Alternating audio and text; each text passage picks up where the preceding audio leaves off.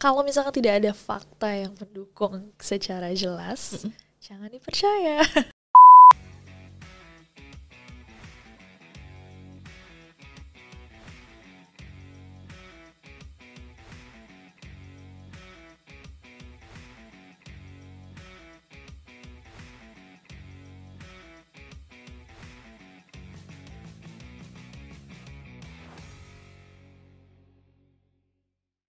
Halo teman pemilih, apa kabar semuanya?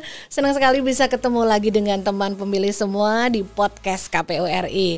Setelah sekian waktu teman pemilih semua sudah menantikan pasti datangnya kembali episode terbaru dari podcast KPU RI ini, supaya teman pemilih bisa melihat kembali dan bisa mendapatkan kembali nih update informasi dan kabar kepemiluan hanya dari kanal YouTube Komisi Pemilihan Umum Republik Indonesia. Teman pemilih, tetap walaupun sekarang masa pandemi COVID ini sudah insya Allah sudah mulai mereda, tapi perlu kami infokan bahwa selama proses syuting dari podcast episode kali ini tetap kami mengandalkan dan mengedepankan protokol kesehatan. Seluruh kru yang bertugas tetap mengenakan masker dan juga menjaga jarak, sementara yang membuka masker hanya host dan juga narasumber atau tamu kita. Siapa sih yang akan jadi tamu kita, teman pemilih, untuk hari ini? Ini spesial banget karena kita sudah menantikan banget kehadirannya untuk bisa menyapa teman pemilih di podcast KPU RI hanya di kanal YouTube Komisi Pemilihan Umum Republik Indonesia. Hari ini saya Reni yang mengajak teman pemilih untuk menyapa dan mendengarkan cerita dan juga kisah-kisah inspiratif dari tamu kita yang spesial ini. Siapa sih sebenarnya tamu kita yang spesial ini? Kalau semua teman pemilih ini sudah sering menikmati tayangan-tayangan yang ada di YouTube, pasti nggak asing dengan sosok yang satu ini. Kalau gitu kita langsung saja bertemu dengan tamu kita. Maka stop senyum-senyum, cause shit's about to go down. Ladies and gentlemen, inilah Nessy Judge. Kasih tepuk tangan dulu dong. Aduh. Hai Nessy, apa kabar? Baik Kak. Baik. Aduh, seneng banget, kabar baik sekali. Kita semua baik sekali. Senang banget bisa mendapatkan waktu Nessy untuk hadir di sini. Sama-sama, thank you for having me. Thank you, absolutely. Hari yang cerah banget, hari yang seger banget. Dan teman pemilih, ini adalah hari yang istimewa banget karena tadi seperti saya udah bilang, senang banget bisa mendapatkan Nessy Judge untuk berada bersama kita di sini untuk membagikan cerita-cerita dan kabar-kabar serta pengalaman dari Nessy Judge yang bisa menjadi inspirasi dari teman pemilih semua. Berat ya. Enggak. Semoga membantu. Iya, semoga dan pasti menyenangkan dong bisa mendengarkan langsung dari Nessy Judge. Siapa di sini teman pemilih yang juga seorang neroris? Ayo komen di live chat ya siapa. Siapa yang neroris boleh komen ya. Pasti konten-konten mana yang paling disukai dari seorang Nessy Judge, pasti teman pemilih punya favorit sendiri-sendiri. Pasti. Beda ya mungkin. Iya, dan Nessy, dari sekian lama Nessy sudah menjadi seorang content creator, terutama di platform YouTube ya, terutama. Betul. Dan saat ini follower Nessy di YouTube itu sudah 9 something. 9 juta ya. 9 juta pengikut dan semuanya, wow, itu dari sejak 2013 loh, 2013. Kalau teman pemilih mau scrolling di kanalnya Nessy Judge, itu video pertama adalah video semacam vlog ya. Iya betul. Berlibur di Pulau Tidung. Betul. Nah, itu Nessy masih imut-imut bang.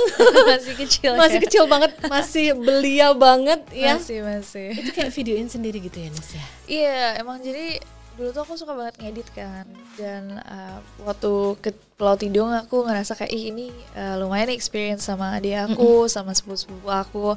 Jadi aku taruh aja di YouTube channelnya gitu. Terus for fun. It's actually for fun. Iya. Tapi terus berkelanjutan ya. Iya, nah sebenarnya aku mulai reguler ngepost video adalah ketika aku internship di Finlandia. Waktu aku magang di Finlandia itu kan ke sana ya, ke tempat baru, tinggal juga di negara yang super jauh dari Indonesia, dan kayak aku mencoba untuk nge-vlog setiap minggunya untuk juga nunjukin kayak ke papa mama pada waktu itu kayak ini aku kesini aja loh, kemana-mana aja gitu. Nah terus dari situ ternyata yang nonton bukan cuma papa mamaku, ternyata ada orang-orang Indonesia juga yang nonton sekalian ngelihat kayak oh Nessy ke Belanda, ke Jerman waktu keliling-keliling gitu kan. Betul. Dan bahkan setelah pulang dari internship itu pun banyak orang yang kayak ayo Nessy tetap post gitu. Dan akhirnya ke bawah gitu. Ke bawah terus diteruskan terus-terusan ya. Betul. Jadi awal video atau konten-konten yang dibuat sama Nessy itu adalah awalnya Vlogs, ya lebih banyak vlogs. Terus ketika lebih kemudian bertahun-tahun kemudian hingga sekarang semua penikmat YouTube itu melihat kiprah Nessy itu jauh lebih banyak karyanya itu, kalau salah satunya dan termasuk saya yang menjadi fansnya adalah konten yang disebut dengan Neror. Betul. Nah itu adalah sebuah konten di mana Nessy ini bercerita menarasikan atau menceritakan suatu kisah atau kadang juga suatu fakta-fakta. Betul. Dan yang menarik adalah dari sisi penonton ya, kalau yang menarik adalah banyak hal-hal yang bisa di apa ya teman pemilih, bisa di hal baru gitu. Ini Nessy ini nggak cuma menarasikan suatu kejadian, tapi ada riset yang dilakukan dengan banyak sehingga banyak info-info tuh yang baru orang jadi baru tahu oh ada toh kejadian viral seperti itu di suatu waktu lampau di negara A, negara B. Itu gimana mulainya Nessy dari yang vlog-vlog terus kemudian menjadi sebenarnya garis merahnya itu. Dari awal aku bikin video pun masih sama. Jadi aku cuma mau share ya kan, dan banyak informasi-informasi yang kayak misalkan bahkan video pertama aku yang Pulau Tidung itu di awalnya walaupun sangat cringe, jangan ditonton. Tapi di awal itu aku mencoba untuk menceritakan kayak ada loh paket ke Pulau Tidung yang seru gitu loh. Kalau misalkan ada yang tertarik, this is a very fun experience gitu. Itu konsepnya di situ. Dan ketika aku ke Eropa pun pada saat itu juga aku mau share sama orang-orang yang mungkin belum pernah pergi atau yang mau tahu apa aja yang dikerjakan seorang pelajar Indonesia yang sedang magang di Eropa gitu. Dan ya itu garis besarnya sama sih kayak sharing information kan. Dan bahkan dengan konten yang hari ini aku buat kayak generasi, ribut, neror itu berbagi informasi juga. Jadi kayak selain entertainment, aku mau orang-orang yang menonton videoku tuh mendapatkan sesuatu gitu, informasi yang tadinya mereka nggak tahu. Ya itu loh poinnya, mendapatkan informasi tambahan dari yang semula nggak tahu. But why kontennya yang dipilih, kenapa jatuh hatinya ke seperti itu ya Nessy? Ke horor. I mean like orang kadang bisa pilih kayak anak perempuan seusia Nessy pasti kayak ada yang pilih menjadi apa misalnya beauty blogger, beauty vlogger, atau mungkin memilih konten apa misalkan bercocok tanam misalkan. Why Neror? Aku emang pecinta horor dari zaman dulu. Jadi aku dari kecil tuh emang suka banget sama hal-hal yang aku tidak bisa jelaskan secara logis, tapi itulah yang membuat horror especially itu menarik banget buat aku adalah itu battle di kepala kita kayak antara percaya dan tidak percaya. Hal-hal seperti itulah yang bikin aku merasa ini sangat menarik untuk diperbincangkan, untuk didiskusikan, dan juga untuk di-share sama orang-orang gitu. Oke, itu menarik. Ini diperbincangkan, didiskusikan. At first sebelum Nessy memulai video seperti Neror ini, emangnya Nessy diskusinya sama siapa? Parents? Sama teman-teman, sama adik-adik aku, sama parents juga. Aku model orang yang kalau misalkan dulu di sekolah menemukan sesuatu yang menarik, aku pasti pulang tuh cerita sampai aku tidur. Kayak, mah tahu nggak tadi di sekolah ada ini loh, gini. Aku belajar tentang dinosaurus loh ini. Jadi aku emang dari kecil tuh suka cerita gitu. Suka jadi, sharing. Iya, memang ada bakat suka cerita ya, berarti cerita ya. Kayak papaku. Oh gitu ya. Apa mungkin menurun dari situ juga? Menurun dari papaku deh. Terus apakah seperti ini juga kayak terinspirasi dari kayak buku-buku yang dibelikan orang tua untuk Nessy atau tayangan kayak gitu? Kalau dari sisi imajinatifnya mungkin ya, soalnya aku dari kecil emang papaku sama mamaku tuh mereka pelit banget sama hal-hal yang mereka pikir nggak penting. Jadi kalau misalkan aku mau beli sepatu baru itu mereka kayak buat apa yang warna pink, hitam itu lebih lama, bisa pokoknya dipikirin banget tuh kayak buat satu sepatu. Kayak padahal teman-teman yang lain misalkan sepatunya ungu, pink, putih segala macam, mereka tuh yang kayak udah yang penting aja gitu. Tapi kalau buku, aku nggak pernah dibatasin beli buku apapun. Jadi kayak hampir setiap minggu kita tuh dibawa ke toko buku dan kita boleh pilih apapun.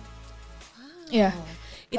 Itu mungkin sepertinya yang dari awal juga jadi memberi bumbu-bumbu kayak membuka lebih banyak pikiran. Oh ternyata ada kisah seperti ini di buku ini gitu-gitu ya. Jadi membantu untuk berimajinasi ya. Jadi kayak bisa mengembangkan cara pikir. Betul. Dan kalau dilihat Nessie mengawali YouTube-nya itu di 2013 dengan video-video vlog. Dan itu Nessie itu masih benar-benar muda waktu itu. Sampai berapa tahun sekarang masih sih? Muda loh kan? Iya sih. Iya sih masih. Terus itu kira-kira butuh waktu kayak berapa lama gitu ya Nes untuk bisa mulai serius kasih konten yang lebih serius kayak gitu, yang maksudnya kan dalam banget gitu loh. Nessie kan bikin konten bukan konten bercanda ya kan, itu kan konten yang terkonsep gitu. Iya. Tahun keberapa itu Nes? Itu butuh proses sih. Jadi kayak kalau di awal-awal aku fokusnya lebih kayak udah konsisten aja, aku suka melakukannya dan kayak nggak ada hasilnya juga kan selama bertahun-tahun. Oh gitu. Iya pastinya. Oh iya. Iya aku cuman kayak bahkan setahun pertama itu aku kayak nggak dapet uang sama sekali ya, dan subscribersku cuma jadi 1.000 kalau nggak salah dari 1 tahun pertama. Tapi itu aku nggak pernah 1 minggu pun nggak upload. Pasti upload. Pasti. Like seminggu sekali. Jadi bahkan kalau misalkan pulang kampung gitu kan, semuanya orang udah tidur, jam 2 malam tuh aku masih ngedit gitu. Karena pagi-pagi mungkin kan pergi kan kayak ke rumah-rumah keluarga gitu. Jadi aku gak punya waktu kan. Malam tuh aku harus ngedit, dan kayak orang tua aku kayak ngapain sih kamu nggak dapet apa-apa segala macam. Aku kayak enggak, I have to do this, ini aku udah bikin komitmen, aku bakal ngelakuinnya gitu. Dan baru di 2015 ketika aku lulus dari S1 itu aku punya pilihan kan, apakah aku mau bekerja di company, di perusahaan kayak teman-temanku udah mulai interview segala macam, atau aku bisa melanjutkan apa yang udah aku lakukan selama beberapa tahun terakhir. Dan kayak pada saat itu udah mulai banyak yang nggak sebanyak sekarang. Waktu itu mungkin sekitar 75.000 atau 80.000 subscribers.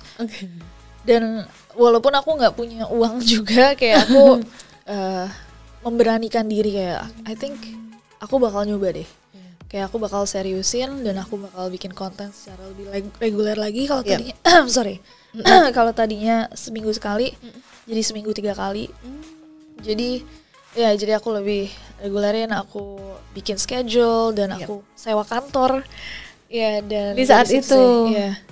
Wow, jadi justru memilih ketika lulus selesai S1, pendidikan formal dan sekolah bisnis ya. Iya. Dan ternyata lebih memilih untuk meneruskan kembali yang menjadi kesukaan dan kecintaan. Betul. Yaitu mengembangkan di platform digital YouTube. Tapi juga aku merasa terbantu banget dari degree aku, dari yang aku pelajari di S1 itu ternyata berguna banget, karena aku kan sekolah bisnis ya. Ternyata untuk mengembangkan sesuatu ya kita butuh tahu dari sisi bisnisnya gitu loh. Dan aku benar-benar menggunakan kayak skill-skill yang aku dapatkan dari kuliah dari kampus ya.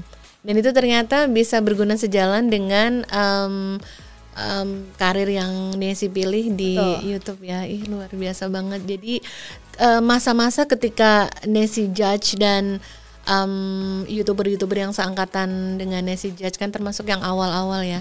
Itulah orang-orang yang sebenarnya banyak memberi inspirasi kepada generasi apa ya kalau yang sekarang ya, yang adik-adik ini ya. Itu mereka itu sudah bisa menyebutkan cita-cita sebagai content creator atau YouTuber itu selevel dengan cita-cita yang dulu kalau angkatan kayak kita 90-an tuh nyebutnya cita-cita itu adalah insinyur, dokter, and pilot maybe. Kalau sekarang yang disebutkan guru setara dengan pekerjaan-pekerjaan itu adalah aku mau jadi YouTuber atau aku mau jadi content creator. Nah, itu termasuk diantaranya yang menginspirasi adalah Nessie Judge dan teman-teman YouTuber yang ada di angkatannya Nessie Judge, yang termasuk awal-awal ya Nes ya. Berat sih, cuman kita mencoba sih. Apalagi kayak aku tahu dalam my group of friends, at least kita benar-benar kayak kalau Skin Indonesian 24, Audience semua tuh orang-orang yang sekolah benar-benar gitu. Untuk ya karena memiliki platform yang cukup besar tuh sebenarnya tanggung jawabnya juga besar kan. Kayak banyak hal yang kita harus hati-hati banget gitu loh, langkah yang harus diambil gitu. Jadi ya nggak apa-apa sih, aku cukup senang kalau misalkan ada anak-anak yang pengen jadi content creator, kalau misalkan emang itu passionnya.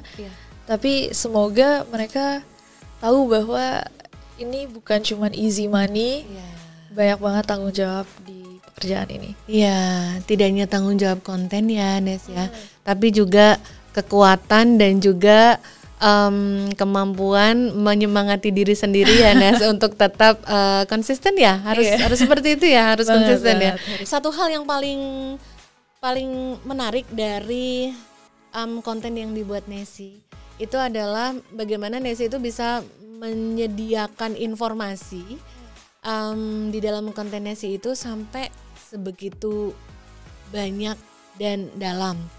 Contoh nih, kalau misalkan teman pemilih pernah melihat konten misalkan Nesi lagi cerita tentang sebuah kisah pembunuhan yang terjadi di negara A di tahun berapa, diambil angle tertentu apa gitu, misalnya kayak pembunuhan massal satu keluarga misalkan.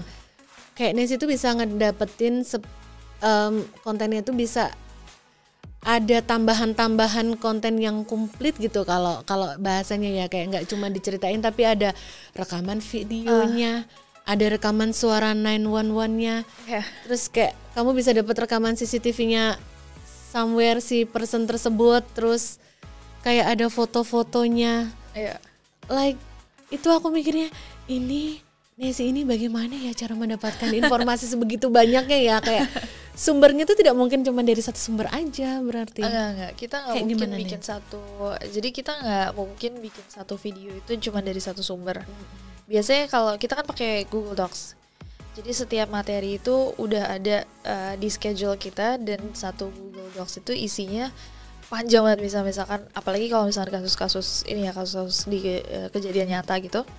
Itu sourcesnya bisa 2 halaman sendiri, cuman buat source-nya doang. Itu kayak kemarin waktu kita bahas tentang tenggelamnya salah satu aktris Thailand, Tan Bonida. Itu sampai kamu bikin playlist ya? Iya, beberapa video. Itu video pertama aja sourcesnya, jadi kayak artikel-artikel yang kita baca semua, jadi satu tim tuh kita baca apa, kita taruh, kita ambil dari situ apa, misalkan satu poin gitu, dan semuanya kita taruhkan di sources, itu bisa 2 halaman sendiri.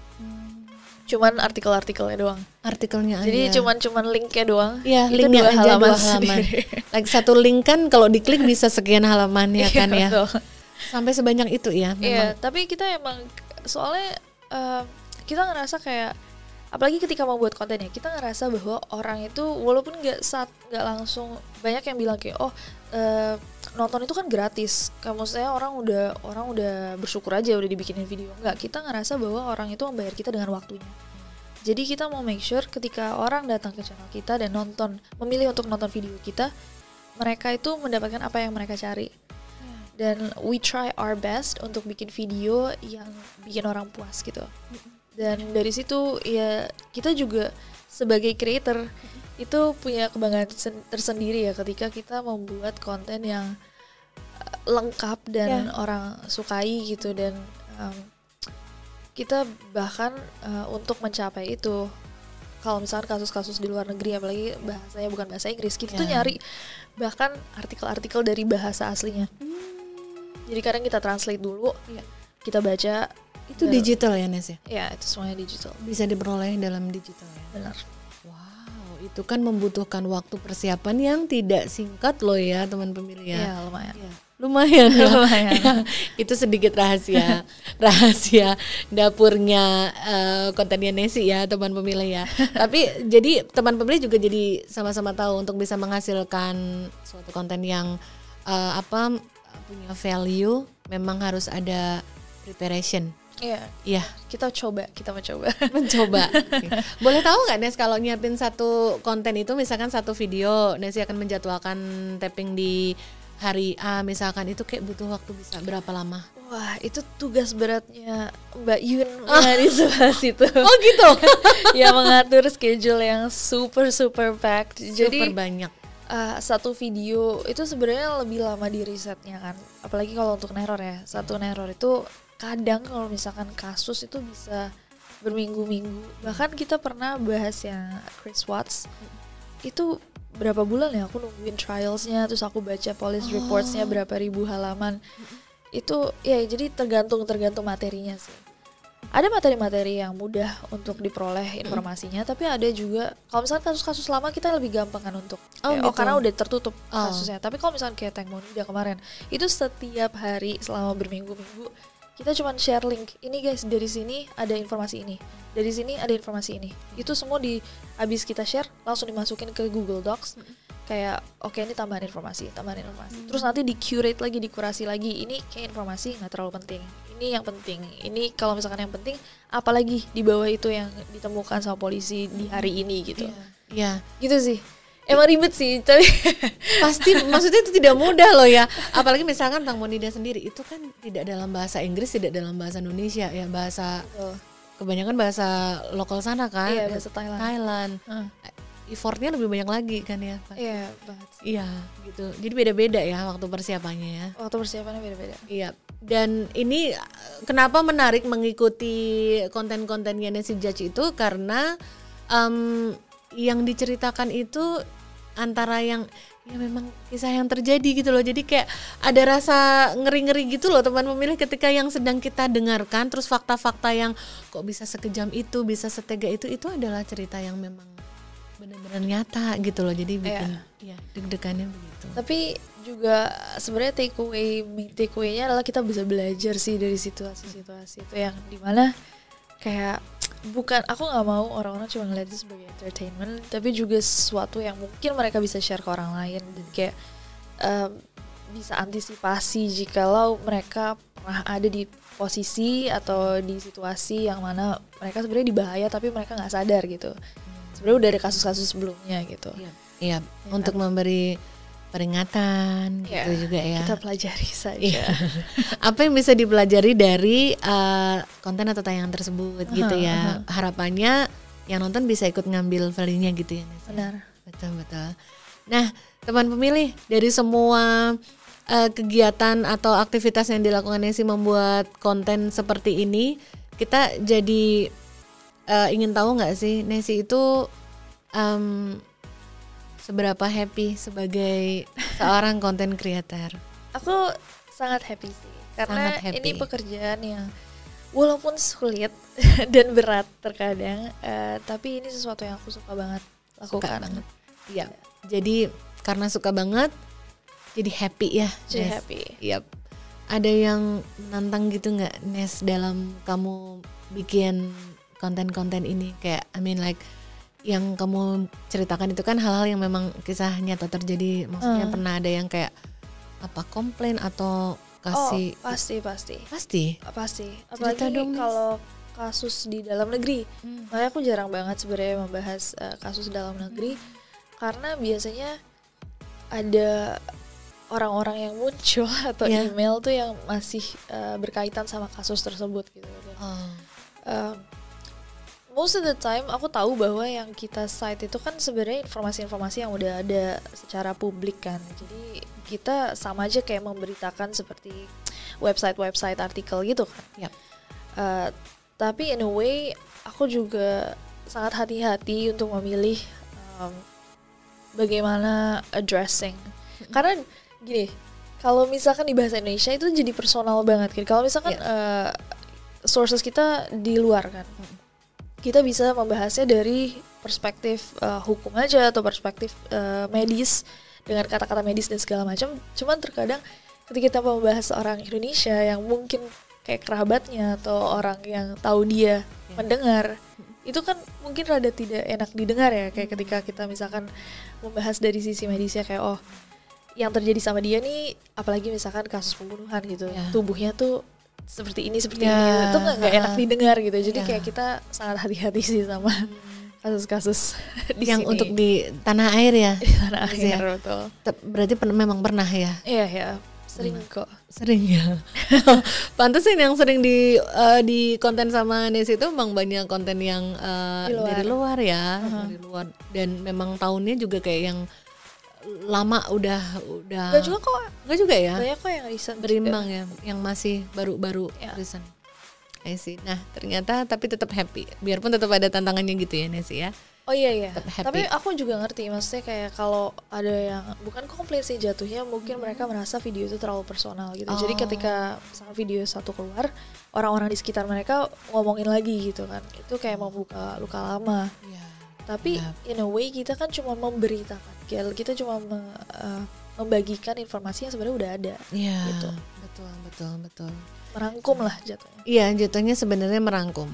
Tapi sometimes karena culture di kita masih kadang kebawa sedih atau jadi kebuka lagi gitu ya. Tapi kita sangat hati-hati kok, bahkan ketika syuting tuh kita saling kayak mengoreksi, tolong coba bahasanya kita ganti yuk, kayaknya ini kurang enak deh gitu. We try. Nesi berkali-kali bilang begitu. We try. Betul. Soalnya aku nggak mau juga orang-orang ketika aku membuat kesalahan, please do correct me gitu, biar aku bisa belajar. Aku nggak bisa bilang kayak yang udah aku lakukan ini benar gitu. Kita mencoba setiap hari, dengan setiap konten kita masih mencoba.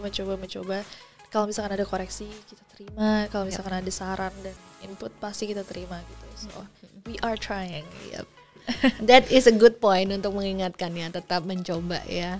Nah, teman pemilih pasti ingin tahu dong, sebenarnya Nesi Judge ini ada cerita-cerita atau pengalaman-pengalaman gitu nggak ya terkait dengan pemilu di tanah air seperti yang digelar oleh yang menjadi tugas dari Komisi Pemilihan Umum nih teman pemilih. Nah, kita akan ajak Nesi Judge untuk masuk ke dalam segmen nanti kita cerita tentang pemilu.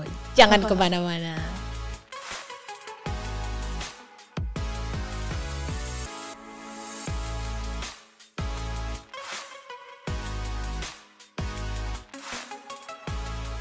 Nah, teman pemilih, akhirnya kita sampai pada sesi NKCTP. Nanti kita cerita tentang pemilu. Masih bersama narasumber kita yang cantik dan pintar ini. Masih bersama Nesi Judge. Nes, kalau di sesi ini tuh kita biasanya ngajak tamu kita buat ingat-ingat lagi pengalaman kepemiluan atau ya terkait masa-masa dulu. Pernah nggak ada masa-masa Nesi pasti udah pernah nyoblos kan ya, udah ikut pemilu ya. Nah, teman pemilih sebelumnya kita perlu kasih tahu nih, Nesi biarpun wajahnya imut-imut gini, ini sudah lulus magister ini ya. jadi emang wajahnya aja yang imut-imut kayak anak SMP, tapi sebenarnya malah udah pernah milih ya, udah pernah nyoblos maksudnya ya di dua kali pemilu. Deh kayaknya. Udah 2 kali ya? Kayaknya 2 kali deh. Ada yang paling keinget nggak pemilu yang kapan tuh? Kayaknya di 2 pemilu ini aku memilih orang yang sama. Oh gitu. Dia baru sadar. Oh iya. Berarti di 2 pemilu yang sudah diikuti Nesi, dua-duanya sudah ikut ya? Iya. Like berarti pemilu yang terakhir itu kan yang kemarin 2019 sama yang berarti yang sebelumnya 2014 ya guys. Ya. Berarti sudah ikut. Nes, apa sih yang berkesan, ada yang berkesan nggak sama Nesi ketika masa-masa mulai pemilu itu, yang teringat di Nesi itu yang apa?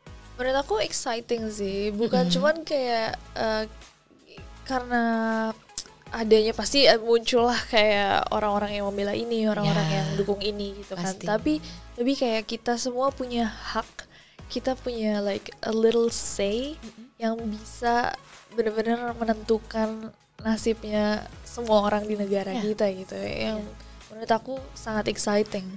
Kayak ambience-nya gitu ikut kerasa gitu nggak, Nes? Karena kan kayak di semua media, terutama media sosial pasti kan banyak digembar-gembar oh ini udah kampanye misalnya atau lagi debat kayak gitu-gitu, ngikutin alur-alurnya gitu nggak nih sih? Aku sebagai warga negara yang baik, aku nonton semua debat yang ada sih pastinya. Oke. Ya, Oke, that's exciting.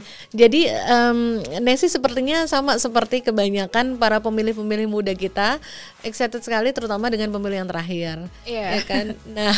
Nah, kalau selama masa Nessie mengikuti suasana hingar-bingarnya pemilu itu, ada nggak sih yang Nessie gitu terpikir, wah seharusnya itu ada punya ide-ide atau harapan gitu nggak sih sama mestinya tuh pemilu di negara ini tuh kayak begini, atau orang mudanya harus begini, atau calon harus begini gitu, punya kepikiran gitu nggak Nes? Cuma sedikit menyayangkan ya kalau misalkan orang-orang sampai bisa kayak mutus tali silaturahmi dan segala macam ketika berbeda pilihan gitu. Padahal kan ini mestinya pesta demokrasi ya, dimana semua orang punya hak untuk memilih dan pastinya orang yang kita pilih itu kita udah pikirkan matang-matang gitu, oh apa sisi baiknya dan apa yang mereka bisa tawarkan untuk negara kita gitu. Dan tapi aku juga ngelihat kayak anak-anak muda, apalagi waktu itu orang-orang di circleku atau orang-orang yang seumuran aku banyak juga yang sangat melek dengan politik ya, kayak ketika udah mau pemilu gitu dan mencoba untuk mencari tahu gitu apa value-value yang ditawarkan oleh para kandidat gitu. Betul banget. Kalau kebetulan circle-nya Nessie itu kalau dibilang dari angka 0% sampai 100% itu yang kayak melek sama situasi pemilu atau mau menggunakan hak pilihnya itu bisa kira-kira di hampir semua sih kita gitu. Kayak iya. Dan yang lebih sehat adalah ketika kita berdiskusi gitu, ya kita jauh-jauh dari, kita mencoba untuk sadar atas kayak black campaign yang beredar gitu, dan kita cuma fokus di kayak apa yang bisa ditawarkan dan apa misalkan kelebihan atau kekurangan dari para kandidat yang ada gitu. Iya, betul banget. Black campaign, omong-omong black campaign, sempat pernah kayak ke bawah gitu nggak nih sama kayak suatu info tapi padahal sebenarnya setelah sekian bulan baru tahu kalau itu hoax gitu? Enggak sih, soalnya sebenarnya informasi kan ada ya di internet. Jadi maksudnya kalau misalkan ada yang misalkan menyebarkan hoax gitu, sebenarnya gampang banget untuk dicek apakah benar atau tidak. Iya, jadi, betul. Ya kalau misalkan emang asal usul dari berita itu nggak jelas ya nggak perlu dipercayai, diikutin gitu. Ya. Atau di-share kembali itu lebih bahaya lagi ya. Apalagi kalau yang datangnya di grup-grup WA gitu. Aduh. Ya misalnya ya. Jadi enggak lah ya Nes ya, nggak kemakan lah ya yang seperti itu, karena pasti dengan mudah segera cross check, dicek gitu-gitu ya. Untuk ini kebenarannya iya apa enggak gitu. Betul. Iya betul. Dan itu tindakan yang patut banget dicontoh tuh teman pemilih apa yang dilakukan Nessie, dan juga mudah-mudahan teman pemilih semua juga melakukan hal yang sama ketika nanti belajar dari pengalaman pemilu yang terakhir itu, nanti untuk menuju ke gelaran besar pemilu serentak 2024. Mudah-mudahan Nessie sama teman-teman pemilih semua yang melihat juga tetap bijak nih kalau ngelihat ada info-info apa, aduh jangan langsung ikut emosi atau kemakan dulu ya. Betul. Cross check dulu, ini kira-kira infonya benar atau enggak gitu. Iya, bahkan untuk aku sebagai seorang pencinta teori konspirasi itu penting banget untuk tahu sources, kayak siapa sih yang memulai teori atau siapa yang memulai berita ini, dan untuk menganggapnya sebagai kayak oke, walaupun misalkan ini adalah sebuah kemungkinan, a possibility gitu, kalau misalkan tidak ada fakta yang mendukung secara jelas, jangan dipercaya gitu. Jadi harus cek dulu apakah benar ada faktanya atau tidak, benar atau tidak gitu. Dan omong-omong Nessie, KPU itu juga ada tempatnya untuk meluruskan hoax atau disinformasi, ada di website KPU RI, www.kpu.go.id. itu di situ ada button hoax pemilu. Jadi kapan-kapan kalau misalkan nih di suatu waktu ke depan menuju proses tahapan pemilu nanti ada selentingan kabar ini nih di grup WA misalnya, atau di mana, di media apa, nah cross checknya ada di website KPU itu. Sudah ada buttonnya tuh. There you go. Sekarang lebih mudah ya berarti kan, lebih mudah tahu informasi yang benar. Betul. Mudah-mudahan langkah dan sikap yang dilakukan Nesi bisa juga nih menginspirasi teman pemilih ya, untuk terus diikuti supaya kita nggak kemakan sama disinformasi. Dan sekarang saatnya untuk saya bakal ngebacain beberapa pertanyaan dari teman pemilih yang sudah nitipin pertanyaan di IG Story KPU RI. Nah, kita mau pilih 2 yang the best aja ya. Ini kesempatan istimewa untuk bisa dijawab langsung sama Kak Nesi. Oke. Oke, yang pertama, Kak Nesi, kita mau bertanya, ini terkait konten yang dibuat sama Kak Nesi. Oke. Bisa dibilang konten yang ada di kanal YouTube Nesi Judge itu nggak bisa dipungkiri itu cerita, ada sebagian besar sifatnya cerita seram. Ya karena itu mungkin menyangkut hal seram yang memang benar-benar terjadi. Itu Nesi sendiri sebenarnya takut nggak secara pribadi gitu ceritain itu? Aku kalau misalkan yang horor-horor yang berhubungan sama kayak misalkan hal-hal gaib itu aku nggak takut. Nggak Jujur takut. aku Nggak takut ya? nggak terlalu apa ya, percaya nggak percaya, tapi kalaupun ada kayak aku nggak tahu efeknya bisa sebesar apa untuk menyakiti aku, jadi aku nggak kayak ya udahlah gitu, kalau ada main gitu. Kayak berarti ada yang menemani aku, it's fine. Oke, berarti tidak takut jawabannya. Takut. Ya. Tapi Kak, kalau misalkan ngomongin tentang kasus-kasus pembunuhan terus crime gitu, true crimes, itu yang bikin aku takut sih. Karena manusia menurut aku jauh lebih seram daripada non manusia tak terlihat. hal-hal yang bisa dilakukan oleh manusia itu. Iya, gitu ya? kayak kita nggak bisa, karena kita nggak punya takaran gitu, sejauh mana manusia bisa melakukan sesuatu gitu. Kalau misalnya kita cuma takarannya diri kita sendiri, misalkan kayak oh kita punya conscience, kita punya akal sehat atau kayak hati nurani kan, ternyata nggak semua orang memiliki hal yang sama gitu loh. Dan itu yang membuat aku lebih takut sih daripada hantu gitu ya. Iya. Terjawab ya teman pemilih ya. Iya. Nesi nggak takut sama hal-hal yang sifatnya horornya ke arah ke yang gaib-gaib ya. Iya, Nesi takut manusia. Nesi takut manusia, that's the point. Oke, sudah terjawab ya teman pemilih. Itu tadi yang nanya salah satu teman pemilih yang sudah numpang pertanyaannya, nitip pertanyaannya di IG Story. Yang kedua, nah ini cocok nih ditanyain di lingkungan masa-masa pemilihan begini, nanti untuk menuju tahapan pemilu 2024 nih. Kak Nesi, lebih sulit mana ya Kak? Milih pemimpin atau milih pasangan? Haha. Lebih sulit mana, milih pemimpin atau pasangan? Jelas pasangan. Jelas pasangan. Karena sekarang tuh memilih pemimpin kita tuh punya informasi yang banyak banget gak sih Kak? Ya kan, kayak kita bisa tahu apa saja yang dijanjikan, apa saja kayak oh kekurangannya kita tahu track recordnya dari para kandidat misalkan kan, kayak oh dia kurangnya di sini, lebihnya di sini, dan itu sesuatu yang kita bisa riset. Dan juga ketika kita memilih dan akhirnya terpilih gitu, janji-janjinya kita bisa minta bareng-bareng, ya kan? Bisa secara nagih kolektif bareng-bareng. kita bisa menagih bareng-bareng, mengingatkan juga apa yang dijanjikan. Sementara kalau pasangan tuh rada-rada ini gak sih Kak? Gak bisa di riset ya? Kita gak bisa riset gitu. Risetnya terbatas ya, limited ya, yang bisa digali. I see. Masuk akal banget loh teman pemilih. Ya, jadi ya. semuanya harus memilih, ya Semua kan? Harus memilih. Betul banget. That's the point. Thank you loh Nesi, penjelasannya make sense banget loh. Iya. Jadi ternyata menurut Nesi lebih mudah memilih pemimpin karena banyak informasi yang bisa diakses, bisa dicari tahu. Iya. Ini yang seperti apa, cocok nggak sama yang kita idam-idamkan sebagai pemimpin gitu ya Nes? Betul. Yes, perfect jawabannya ya.